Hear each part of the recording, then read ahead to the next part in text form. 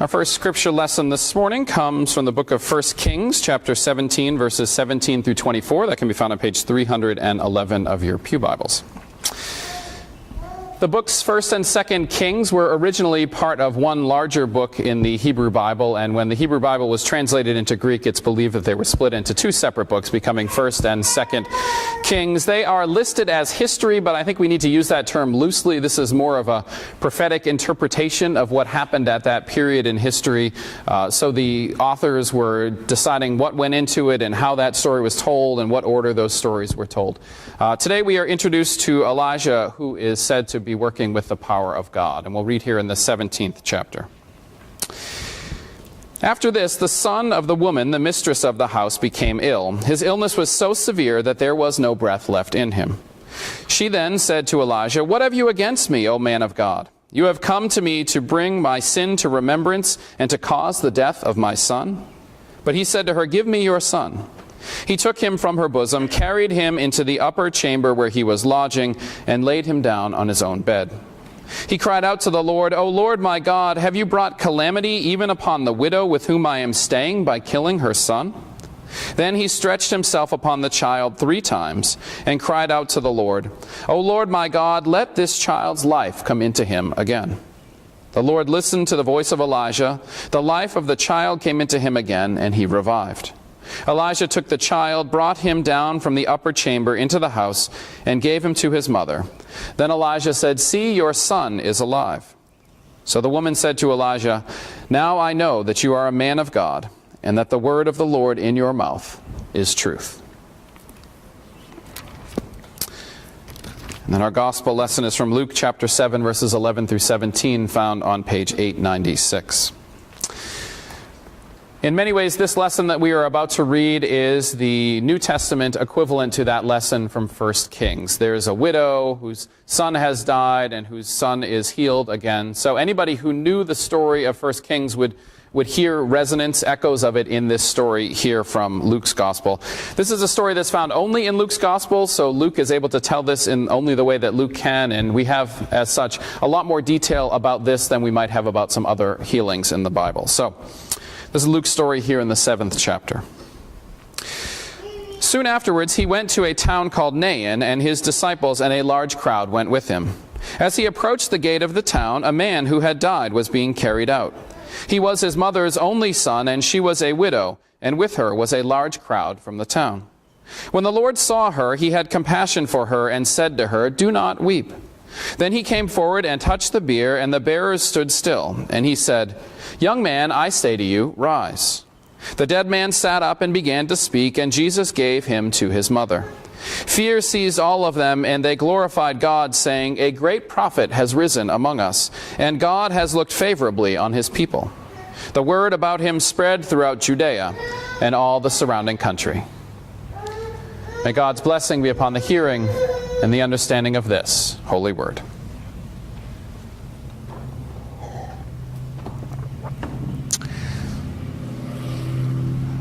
My apologies in advance if I make any of you feel a little bit old this morning.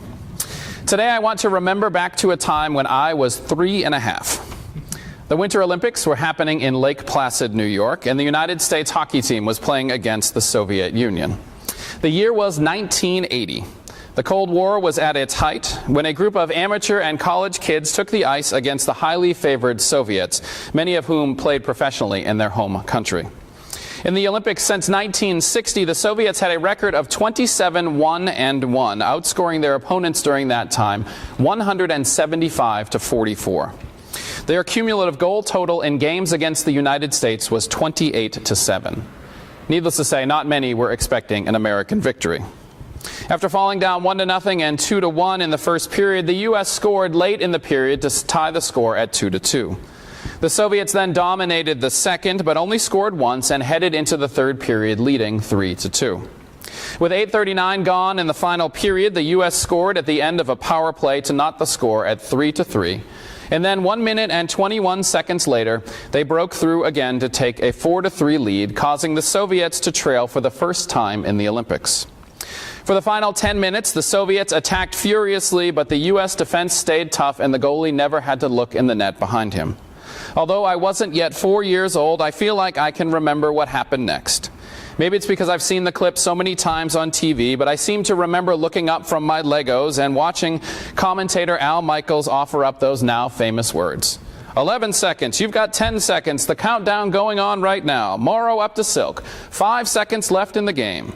Do you believe in miracles? Yes. And with that, the white sweaters of the Americans with USA emblazoned across their chests stormed out onto the blue-tinted ice in wild celebration of what still may be the biggest upset in Olympic history. The stunned Soviets just sort of leaned on their sticks and watched the celebration in disbelief. Now, what most people forget about that is that game did not give the U.S. the gold medal. That was only the semi-final match. They had to go on and play Finland in the finals, which they won 4-2 after trailing 2-1 in the third period. But nobody remembers that game. What they remember is that match before against our arch enemies from Russia, which most people now label simply as the miracle on ice. Now, I think it probably goes without saying that we know that what happened in Lake Placid wasn't a miracle. Despite the fact that many of us have sports teams that we love, I really don't think that God cares who wins such games, and I certainly don't think that God is spending any divine energy on deciding those outcomes, regardless of how hard Tim Tebow might pray or how many times God's name is invoked after a win. And yet we do tend to throw that word miracle around at times, like sporting events, when I think it's safe to say that most of us really don't think a miracle has occurred. Our team wins that big game. Our children come home from school and do their homework without whining. Traffic is non-existent, so we actually make it to work on time. We find a parking space in Boston. We finish a run in a personal best time. I could go on. The question is, why do we throw around that word miracle in such a haphazard way? Well, it may just be because scenes like what we encountered in that Luke lesson this morning just don't happen anymore. Recall that story with me. After healing a slave of a centurion in Capernaum, Luke tells us that Jesus journeyed to the town of Nain, possibly an ancient town southeast of Nazareth, though nobody really knows for sure where it was. And it's there that Jesus ends up on a road which was crowded by a funeral procession. Given that it was customary for Jews to bury the dead on the day of their passing unless that death occurred in the evening, we can assume that this boy has not been dead very long, and as such, the grief of those in the procession is very raw and it's very real. This would especially be the case for the boy's mother, who was already widowed. And it seems that Jesus knows this, as it becomes immediately obvious that his compassion is for this woman. For remember, this story is unlike many healings in the Bible in that nobody goes to Jesus begging him to do anything. Rather, this is something that Jesus does out of his own volition, probably because widows in Jesus' day were in a very difficult predicament. You see, women then lived under the protection of their father's household and then of their husband's household. After the death of a husband, it was customary for the brother or other relative of the deceased to marry the widow. In cases where there was no male relative from the family of her husband to marry, the widow then moved to the margins of society and thus fell vulnerable to alienation and exclusion from the community and the simple daily provision of familial care. Further, the death of an only son would leave a widow without an heir and therefore unable to retain whatever means came to her. Without an heir, then, all personal property reverted back to the husband's family after the husband's death. So you could say that she was kind of up a creek without a paddle, or perhaps even use a little bit more colorful language to say that this woman was in an awful lot of trouble. And Jesus seems moved by that. The Greek word here conveys an inner emotion and sympathy that accompanies mercy. He was moved enough, in fact, to act before this woman even had a chance to think of asking him for help. It's a move, really, that was motivated by justice. Jesus is willing to risk getting rebuked for exercising God's mercy to this woman on the margins of society. And he does that by performing a miracle. Now, even though the commentators are right, I think, in pointing out that Jesus really isn't interested in the boy, but in the mother, it is the miracle of raising that boy from the dead that allows him to offer the mother such great compassion. And that brings us right back to where we started this morning. Miracles. In the Bible, they seem to be on every other page. A healing here, walking on water there, bread to feed 5,000 here, a paralyzed man healed there. But in today's world, not so much. I can honestly say that I've never seen anybody brought back to life, and that I wasn't about to tempt fate this week on Noah's field trip by trying to walk on the water out behind Captain Lawrence's boat. As such, it's easy for us to say that miracles don't happen. It's easy for us to say that those things were reserved for biblical times when people weren't bound by a scientific worldview like we are, and that we know better than to believe like they did back then. Thus, we ascribe the word miracle to hockey games and parking spaces, believing that nothing that would really constitute a miracle actually happens.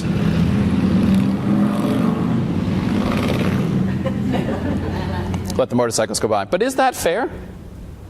Is it fair to say that God seems to be so willing to help this woman and yet strangely absent in our own world?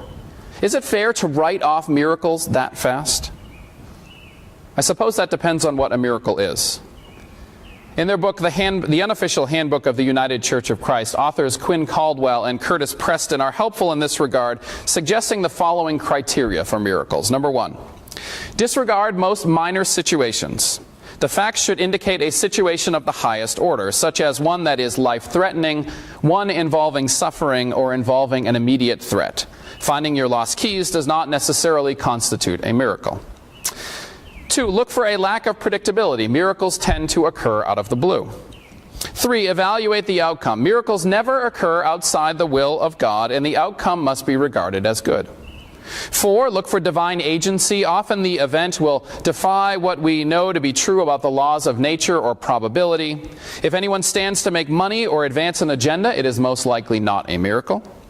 And 5, adopt a wait-and-see perspective. Don't be too quick to label something a miracle. A miracle will still be a miracle later on. And so with those criteria in mind, what we saw with the widow's son certainly qualifies as a miracle. A boy is raised from the dead. Nobody asked for it. It just happened. The outcome was good for the widow and the boy.